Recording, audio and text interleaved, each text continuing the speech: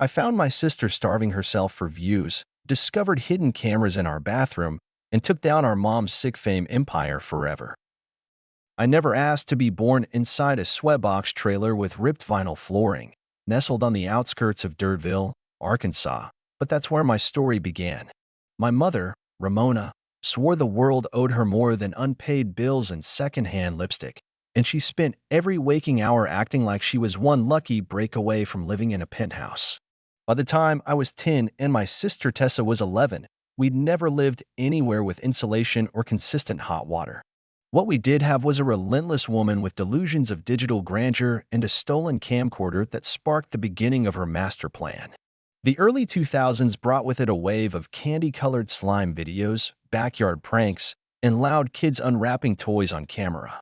Ramona didn't see kids having fun. She saw dollar signs smeared in peanut butter and subscriber counts ticking like lottery numbers.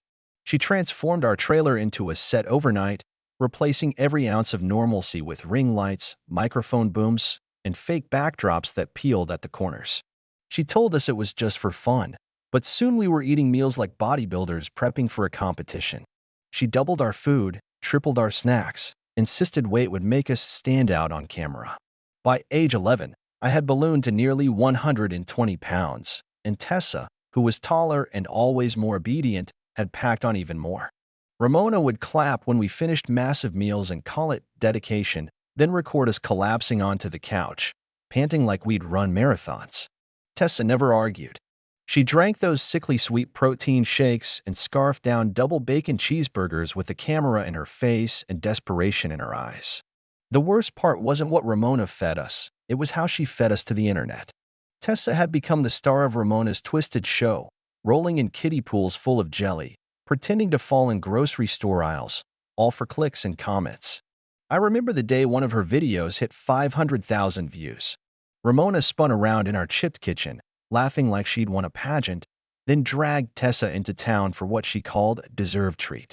They returned with shopping bags and plastic crowns, and I remember how Ramona kissed Tessa's head, saying, "Finally, one of you gets it."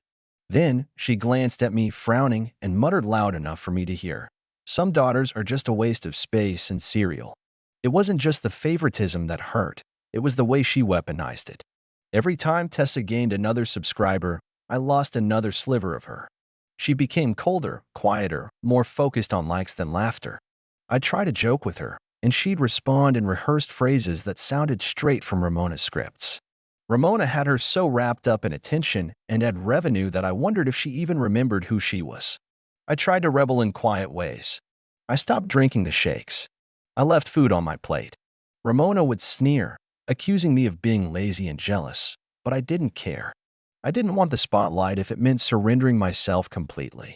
I took solace in the smallest freedoms, reading in the closet, hiding snacks to avoid eating them, stealing moments of silence away from the camera's gaze. I watched Tessa get more beautiful in the way social media demanded, round cheeks, heavy limbs, always performing. I knew what was coming next before it hit. Ramona started to shift gears once Tessa's views plateaued. She claimed the internet was changing and our content had to evolve. Suddenly, the excessive eating was old news. Now, beauty was the currency, and my mother was prepared to invest. Tessa's body became her new canvas. Ramona returned home from a doctor's visit, one day with bandages wrapped tight around her midsection and a bottle of champagne in hand. "It's called a lifestyle upgrade," she told us, pouring fizzy drinks into jelly jars and lifting her shirt to reveal the bruised results of a back alley tummy tuck. That night, she announced Tessa would be getting the same treatment, just as soon as the funds rolled in. Within weeks, my sister's hair turned platinum, her lips ballooned unnaturally, and the only thing on her dinner plate was steamed spinach. Ramona celebrated each new procedure like a holiday, throwing mini parties where no one showed up except her. And me, I watched from the hallway, never invited, always reminded of my irrelevance. At 13, I hadn't received affection from Ramona in over a year, not since I'd refused to gain more weight. I didn't want validation from her, but I craved it anyway, so I started skipping meals and let her inject my lips in the kitchen using a discount kit she bought from some shady site. The pain was sharp, the effect short-lived, and the praise non-existent. I remember sitting on my bed after that, lips throbbing, wondering why I even bothered. Tessa, now 15, had over 1 million followers across multiple platforms. She'd become less human and more product, every emotion filtered, every outfit curated. Her room smelled like chemicals and ring light heat. And every time I tried to talk to her, she responded with suggestions: get a nose job, start a fitness vlog, bleach your hair. It was like speaking to an infomercial on loop. I realized I didn't have a sister anymore. I had a walking billboard trapped in a girl's shrinking body. The older Tessa got, the more fragile she looked, yet the more Ramona praised her. She didn't see bones poking from beneath stretched skin, she saw dedication. My own attempts to reconnect were ignored, or worse, twisted into insults. You just want to steal my audience, Tessa told me once when I brought her food during one of her fasts. Mom said you'd try. I didn't argue. I just left the plate on her desk and walked out. The house was full of cameras, but there were no witnesses. My only escape came at 17, when I got accepted into a small college up in Maine. I changed my name, dyed my hair, and deleted every digital footprint Ramona had ever created for me. The second I stepped off that bus, I breathed a kind of air I hadn't tasted in years, air without scrutiny. I had no idea how much that freedom would cost me later. Life in northern Maine gave me something I didn't know I needed: silence without surveillance and days that unfolded without commentary or calibration. In Birchfield, I walked through farmers' markets unnoticed, ate when I was hungry, slept when I wanted, and didn't have to paint my face to be presentable. For the first time since I could remember, no one expected me to monetize my existence or smile on demand. I enrolled under the name Casey, found a shared apartment above a laundromat, and swore to myself I'd never let my past follow me here. I didn't speak about Tessa. I didn't mention Ramona. They became ghosts sealed behind an unlisted YouTube channel and old usernames I erased with a few keystrokes. But ghosts never stay buried forever. A year into my new life, I slipped. It started with curiosity. I searched Tessa's name during a late-night study session, wondering if she'd finally disappeared from the algorithm's grasp. But there she was, still glowing under filters, her cheeks unnaturally tight, her lips swollen into a permanent pout. Her page was filled with old uploads, videos from months ago, all captioned by someone pretending things were fine. The comments begged for updates, fans praising her beauty while clearly noticing her vanishing act. There hadn't been a new post in over 5 months, and despite the millions of subscribers, the silence was deafening. Something was wrong. I told myself not to care, not to look again. But 3 nights later, I booked a bus back to Dirtville for Thanksgiving. When Ramona opened the door, the first thing she did was slap me across the face and call me a bloated disgrace. I barely flinched. Her rage felt weaker than I remembered, like her fire had burned too fast and scorched her hollow. I pushed past her into the house, pretending not to notice the smell of mildew and expired wine. The walls were repainted in garish colors, mismatched furniture crowding every corner, but it was all just the same trap in new packaging. "Tessa," she barked, "get out here and show your sister what you've been working on." Then I heard it, a heaving sound coming from the hallway bathroom, the sickening rhythm of someone forcing themselves to vomit. I rushed to the door, pushed it open, and found Tessa on her knees, hunched over the toilet, her fingers down her throat. She looked like a haunted porcelain doll, skin hanging from bone, eyes dull and unfocused. I knelt beside her and gently wiped her mouth, tears rising before I could stop them. Her body was too light, like someone had deflated her. She whispered through cracked lips that she wasn't allowed to post until she was camera-ready again. Ramona leaned against the doorframe behind us, smug and casual, talking about calorie targets and brand deals like this was all part of the plan. I helped Tessa to her room, nearly carrying her there, while Ramona rattled off garbage about commitment and lost sponsorships. Tessa's bedroom wasn't a place for rest. It was a lab, a prison cell lined with post-its marked with caloric values, pinned photos from her prime, and charts tracking every inch of her dissolving body. Clothes hung on racks labeled by week, most of them size 00 or smaller. A digital scale with decimal precision sat in the corner, and I saw tally marks on the back of the closet door, days she'd gone without eating, maybe. I asked Tessa what her goal weight was, and she showed me a photo from when she was 12, soft-faced and prepubescent. That was the image Ramona had decided was perfection, and my sister had clung to it like scripture. I wanted to scream, but I knew rage wouldn't fix anything. Instead, I whispered to her that she needed help. She barely nodded. That night, I called Marcus, my friend from school who was studying psychology, and he told me what I already feared. This was far beyond an eating disorder. This was sustained abuse, and Tessa needed medical intervention immediately. But Ramona would never allow that. She had too much invested in Tessa's image and saw concern as betrayal. Marcus told me to document everything: photos, messages, contracts, anything that could be used later. The next day, while Ramona was editing old videos on her laptop, I snuck into her room and found the phone she'd taken from Tessa. What I found made my stomach turn. Every social media account was still active, every message managed and curated by Ramona. She was replying to fans as Tessa, weaving stories about juice cleanses and fitness goals, while my sister quietly wasted away. Concerned messages from followers had been ignored or responded to with cheerful lies. I took photos of everything: screenshots, text threads, images of Tessa's deteriorated body. I also found contracts signed in Tessa's name, some dating back to when she was 14. When Ramona caught me, I faked a smile and said I was looking for an old family album. She narrowed her eyes but let it slide. Before I left that weekend, I wrote my number on a tiny scrap of paper and slipped it into a book on Tessa's shelf. Call me. Anytime. No questions, I whispered as I hugged her goodbye. Ramona stood behind us, watching like a prison guard, but Tessa gave me a barely visible nod. Back in Birchfield, I couldn't focus. I skipped lectures, ignored group projects, and checked my phone obsessively.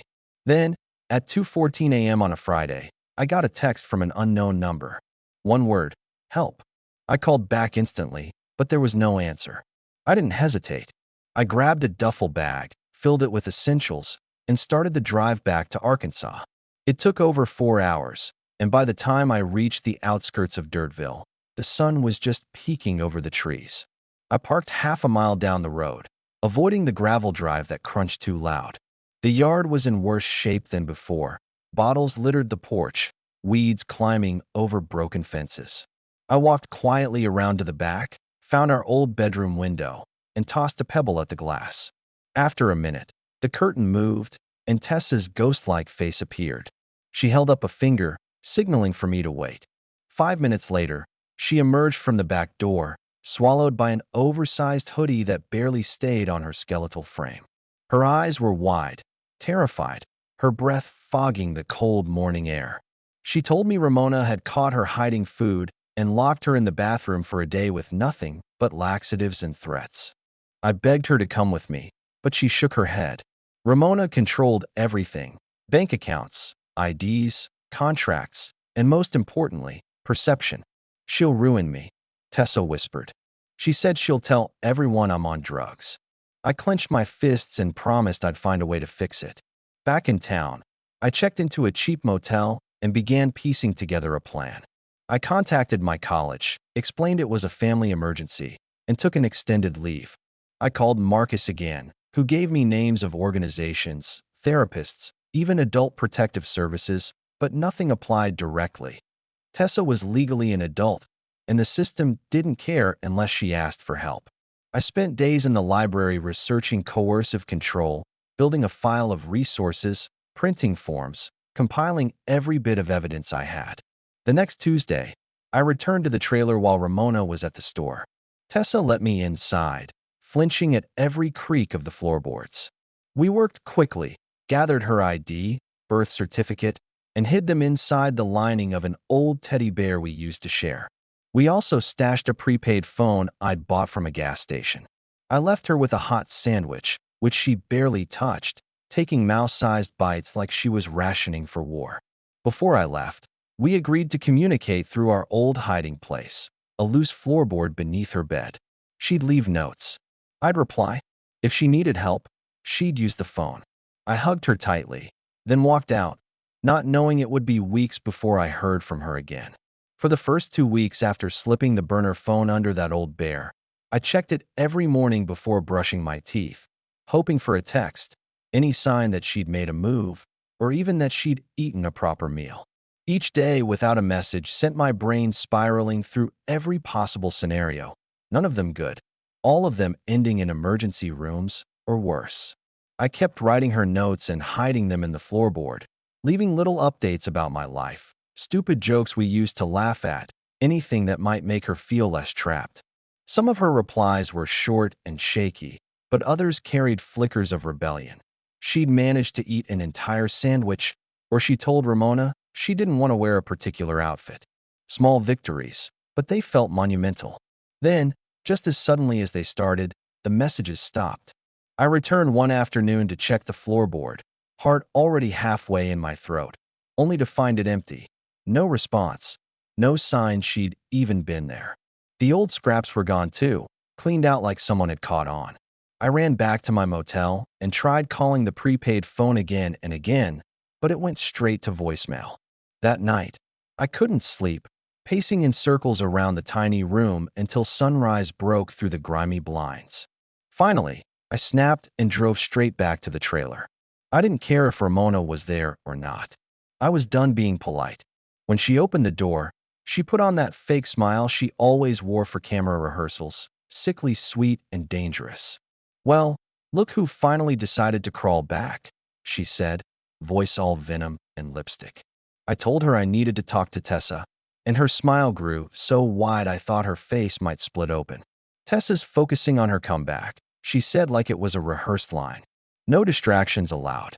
I brushed past her without waiting for permission and called Tessa's name down the hallway. Ramona grabbed my wrist hard, her nails digging into my skin, whispering in that fake calm tone she used when she was seconds away from exploding. "You're ruining everything."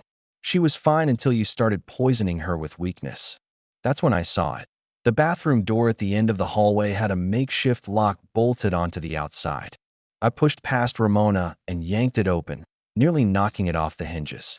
Inside, Tessa was slumped on the floor, arms wrapped around her legs, surrounded by empty pill bottles and a toilet stained from hours of purging. She looked up at me with eyes so hollow I barely recognized her. "I gained half a pound," she whispered, like that single sentence explained everything.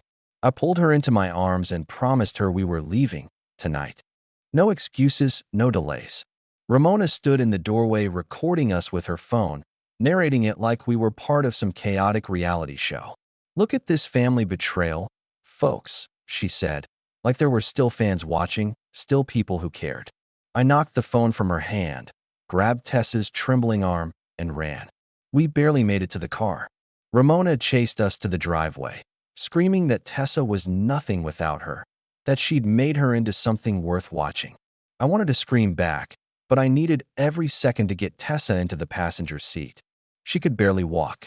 Her legs folded under her twice before I lifted her up and half-carried her to the car. Ramona slammed her fists on the hood, still shrieking threats about calling the police and reporting the car as stolen. Never mind the fact it had been bought using Tessa's own sponsorship money. I didn't care. I drove straight to the hospital, running red lights and blowing past speed limits. Tessa tried to argue weakly that she was fine, but the moment a nurse laid eyes on her, they called a trauma team. Her heart rate was dangerously low, her weight far below healthy, and she was severely dehydrated. I sat in the ER lobby gripping the edge of my seat, knees bouncing, waiting for someone to tell me she'd survive. A doctor finally emerged hours later, his face grave, but not hopeless. "She was close," he told me. "A few more days and her organs might have started shutting down." While she was stabilized, I made phone calls. First to Miss Lydia, her old guidance counselor who used to sneak us granola bars when Ramona wouldn't let us eat before testing. Lydia connected me to a lawyer named Joel, who specialized in cases involving financial exploitation. Then I called Marcus, who helped me get in touch with an eating disorder specialist at a center in Elston, a city 2 hours north. Ramona arrived at the hospital a few hours after we did, all crocodile tears and pearl-clutching horror. She tried to get into Tessa's room, but I'd already spoken to the nurses, told them everything, and showed them the pictures I'd taken. They called security.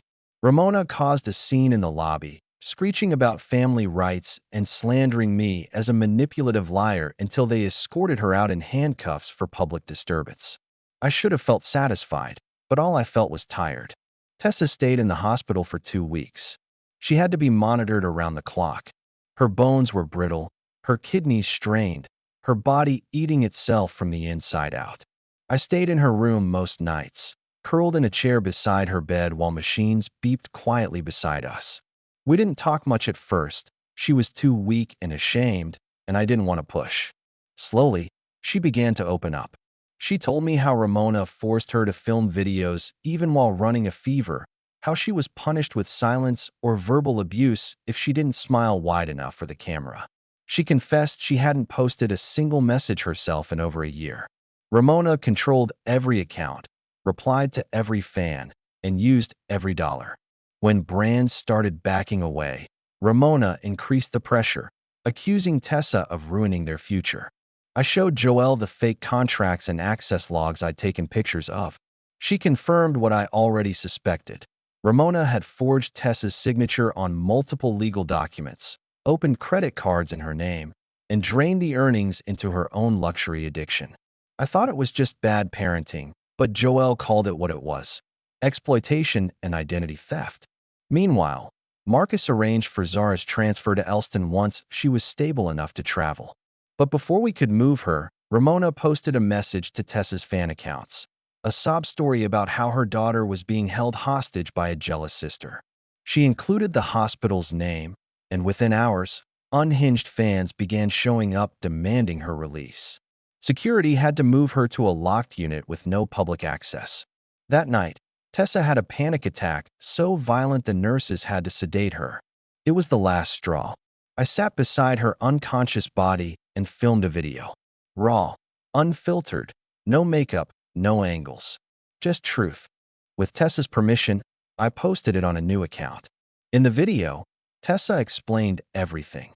The years of being forced to binge and purge, the plastic surgeries, the contracts signed under threat, and the cameras hidden in her bedroom.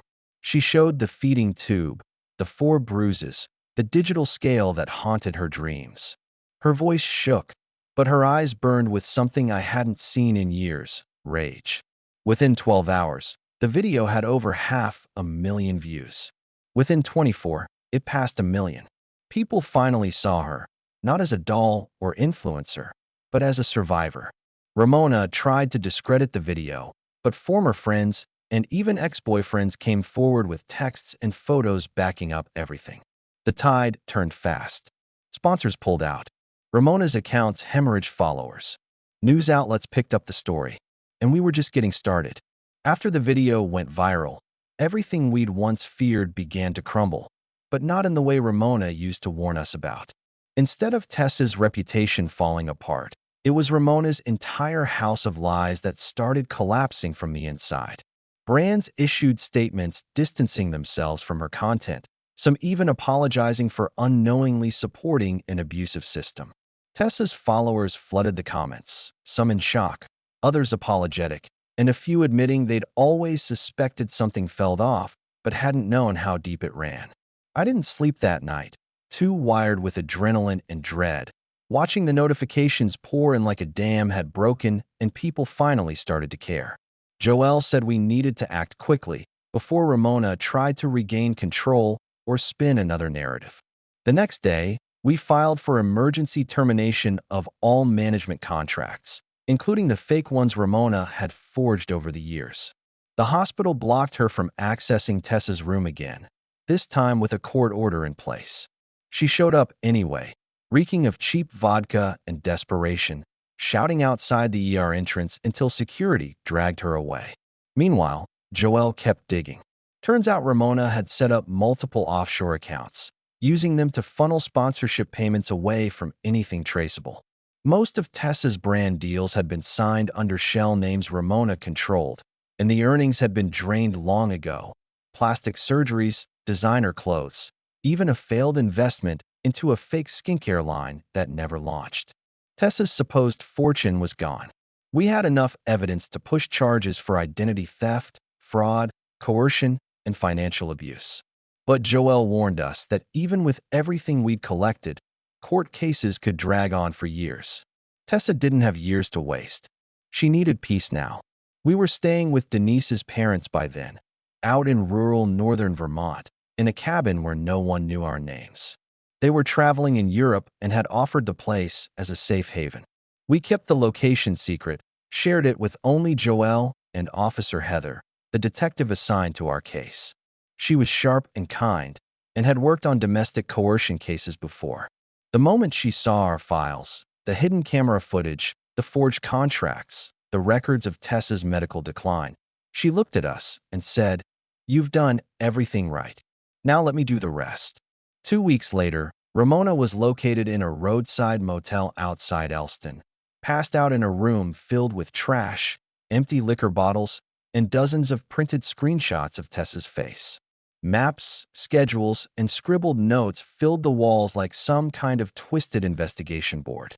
She'd written out entire plans to rescue Tessa, which included disguises, social media posts, and a folder labeled Reputation Rebuild. Alongside the notes were prescription medications that didn't belong to her, likely stolen. They arrested her on the spot for stalking and unlawful possession. When Heather called to tell us, I didn't feel victorious. I just felt cold. Tessa didn't say much when I told her, only asked to go for a walk.